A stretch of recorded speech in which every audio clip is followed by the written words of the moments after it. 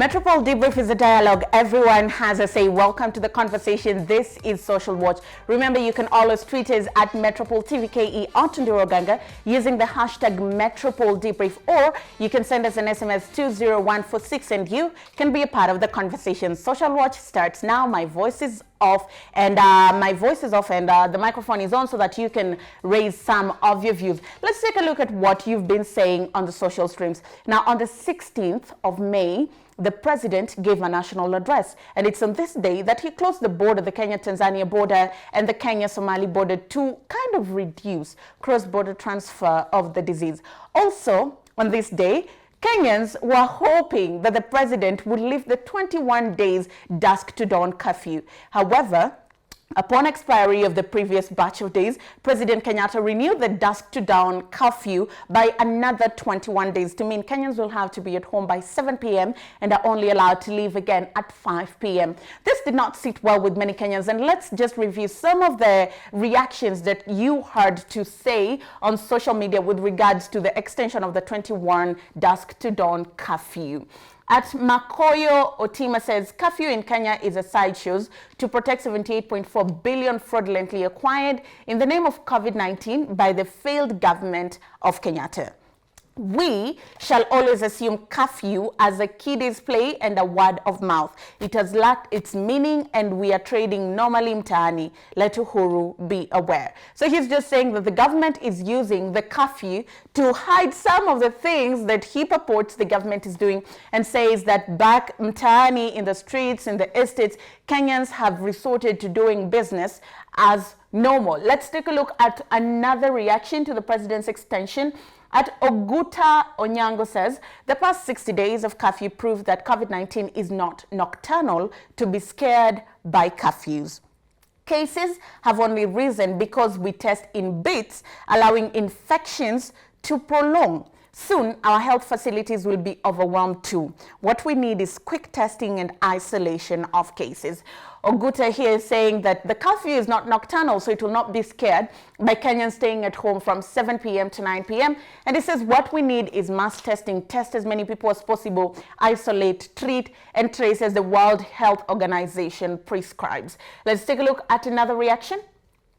At Kecheza says, seems we have no plan and are waiting for the virus to die out on its own in the affected counties, right? Or what are we missing? Why not testing yet we always add more days? Do we expect it to disappear on its own? So here Kecheza is just questioning the fact that the government has not rolled out national mass testing and we're doing very little to contain the spread of the virus. He's not impressed with all the efforts that the government is putting, and says unless we make tangible decisions to fight the virus, it's not going anywhere. It will still be here with us and we might get another 21 and another 21. But until we put in place mechanisms to contain the spread of the virus, it's not going anywhere. Let's take a look at another, and briefly we shall be crossing over to the streets just to hear what you have to say.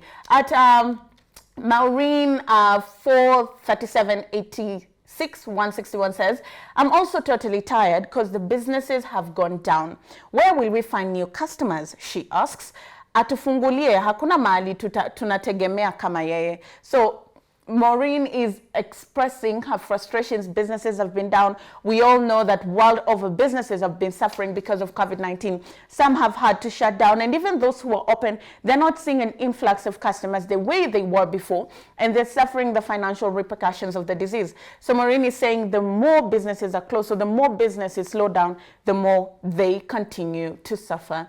Let's take a look at another, if there is any. At Cassidy says, social distancing and sanitation are the only effective measures to counter this virus. Otherwise, we need to get on our lives. This cessation of movement and curfew is just nonsense, which hurts Mwananchi more than the pandemic.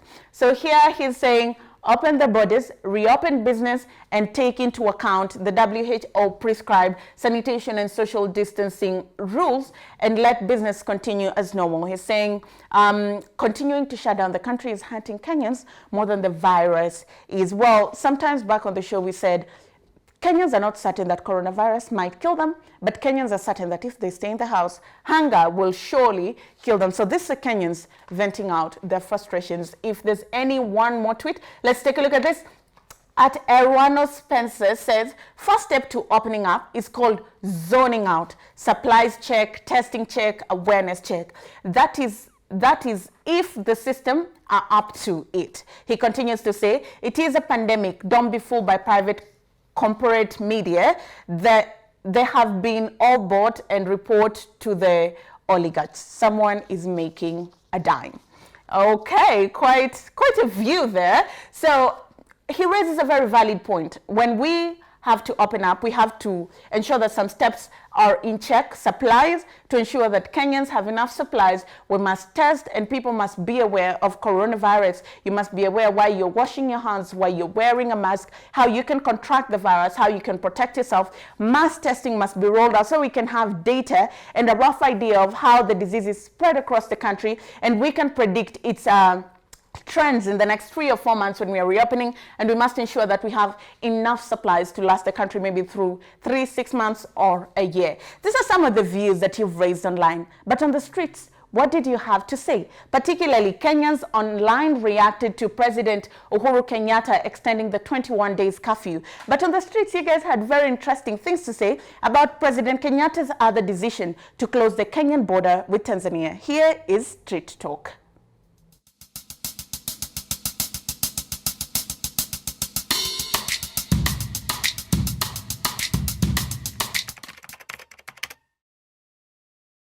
Mimi nadhani ilikuwa inatuweka hali hatari. Ndio. Corona iko kila mahali. Sure. I don't think so.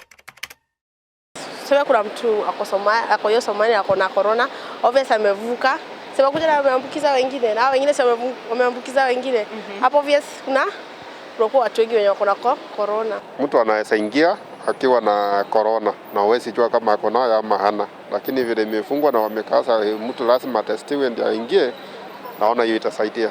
Wale watu wote ambao walikuwa wanaingia tu vile wanavyotaka, nafikiri kwa hali kubwa ama kwa kiwango kikubwa amesaidia. Tanzania hawajakuwa na measures to curb this COVID. Mimi nadhani kama borders zingeachiliwa ingetuweka at higher risk as Kenyans. Because I think we should take care of ourselves just as we always do.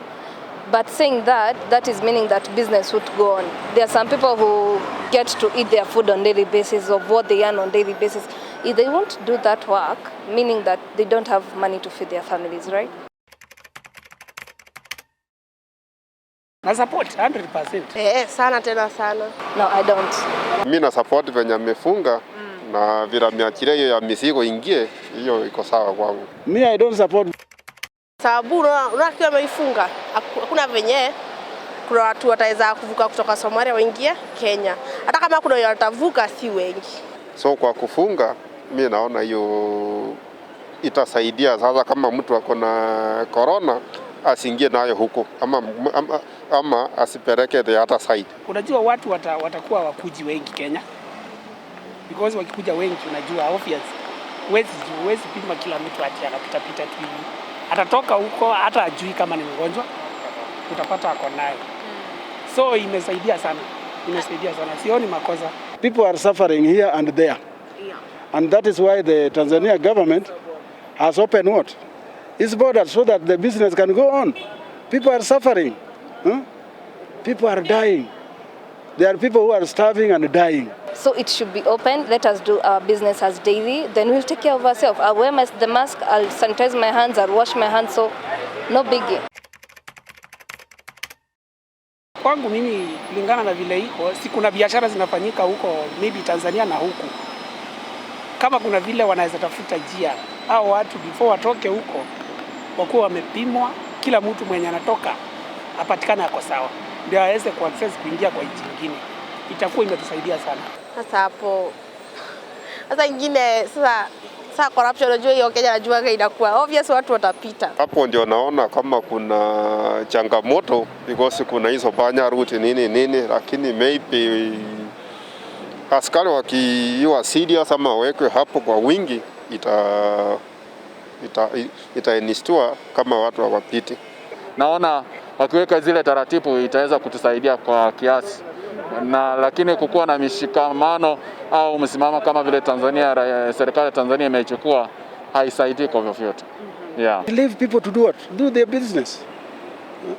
We can sanitize the system, we can give the distance in whatever we are doing, but the business should go on. How long are we going to stay like this? Huh? People are suffering. Huh? You create today, you add another 21 days.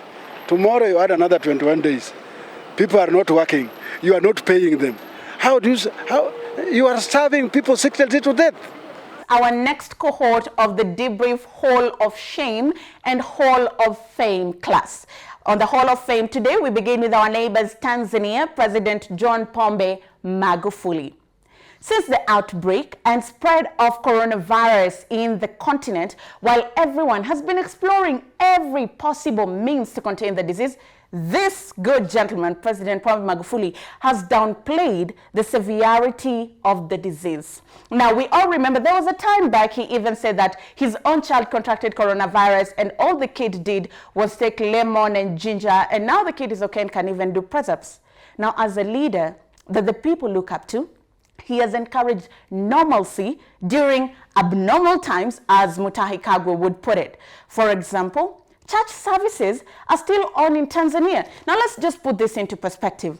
In South Korea, one person who had COVID-19 went to church and spread the disease amongst 37 people, and that's how it spread amongst the masses of South Korea.